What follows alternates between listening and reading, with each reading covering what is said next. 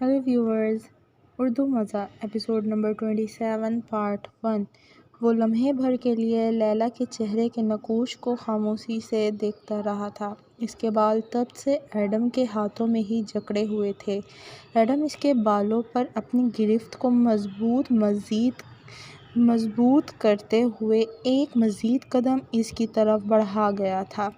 लैला दर्द की शिद्दत को महसूस करते हुए अपनी आंखें बंद करके अपने चेहरे को हवा में मज़ीद बुलंद कर गई थी। लैला का चेहरा एडम के चेहरे के बिल्कुल सामने हो गया था। इसके दिल की धड़कन इतनी तेज़ हो गई थी कि जैसे अभी बाहर आ जाएगी। वो दर्द की शिद्दत से लंबे लंबे सांस लेने लगी थी। एडम एक नज़र इसके चेहरे से हटा के इसके बदन तक ले गया।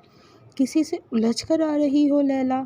एडम का लहजा धीमा मगर सख्त था। वो अपने होंठ लैला के होंठों के इतने करीब ले गया था कि इसे महसूस होने लगा कि एडम अभी इसके होंठों पर अपने होंठ ज़ब्त करके इसके सारे दर्द चूस लेगा।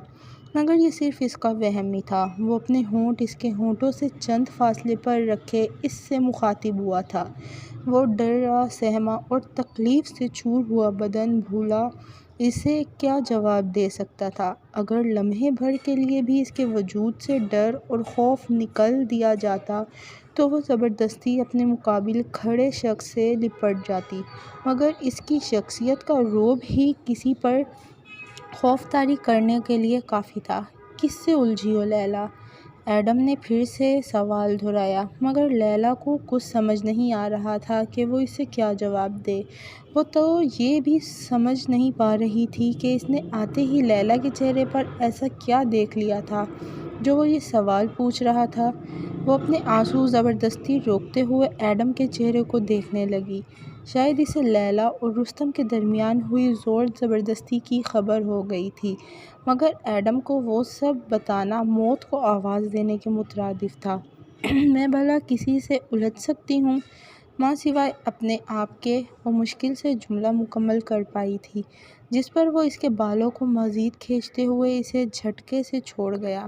लैला के मुंह से बेख्तियार चीख निकल गई। वो ज़ेरे लब मुस्कुराता हुआ इसके कंधे पर हाथ रख गया और फिर दो उंगलियों की मदद से इसके सीने बंद की स्ट्रिप को वापस अपनी जगह पर कर गया, जो गाड़ी में होने वाली खींचातानी की वजह से अपनी जगह से थोड़ा खिसकी हुई थी। लैला ये देखते आंखें बंद कर गई थी। उसका दिल ज़ोर ज़ोर से धड़क रहा था। इसे कुछ समझ नहीं आ रहा था कि वो अब इससे अपने झूठ को किस तरह कवर अप करे। कुछ देर आंखें बंद रखने के बाद लैला आंखें खोलते हुए अपना मोबाइल एडम की तरफ बढ़ा गई, क्योंकि इसके दिमाग में यही आया था, जब मुझे इसकी ज़रूरत होगी मैं तुमसे खुद ही मांग लूँगी। फ़िलहाल तुम अपना मोबाइल अपने पास ही रख सकती हो। लैला जानती थी ये एक डमी फ़ोन था जिससे सिर्फ मखसूस काम ही किए जा सकते थे। वो इसकी फ़ोन की मदद से ज़्यादा सिर्फ अपनी टीम को फ़ोन या मैसेज कर सकती थी, और इसे ये भी लगने लगा था कि इस मिशन में अगर वो अभी तक कामयाब रही है तो इसकी सबसे बड़ी वजह यही थी कि हर बार एडम के पास आते ही लैला का मोबाइल बंद करके रख दिया जाता था, क्योंकि बंद फ़ोन से पकड़े जाने का खदशा कम हो जाता था।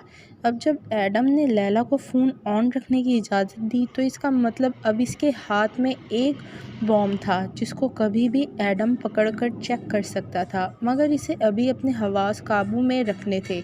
इसके लिए ज़रूरी था कि वो अपने दिमाग से ये सब निकाल देती। वो अपने आंसू ज़ब्त करते हुए मोबाइल को वापस पर्स में रख गई और अपने हाथ एडम की तरफ बढ़ाने लगी ताकि इसका सहारा ले सके, मगर एडम अपनी तरफ बढ़ती लैला के हाथों को रोक गया था। लैला सिर्फ इसके बदन का सहारा लेना चाहती थी, क्योंकि इसके लिए अब मज़ीद खड़ा हो पाना मुश्किल हो रहा था। मगर अभी एडम के दिमाग में क्या चल रहा था इसका वो अंदाज़ा लैला को एडम की मायने खेज़ नज़रों को देखकर भी नहीं हो रहा था।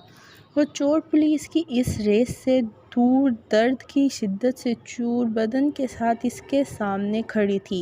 लैला अपने हाथों को इसकी गिरफ्त में देखकर बेबसी से इसके चेहरे को देखने लगी थी।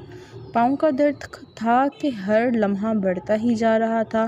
वो कुछ देर तक हाथों को आज़ाद करवाने की कोशिश में नाकाम रहने के बाद आंखें बंद करते हुए सर झुका गई थी।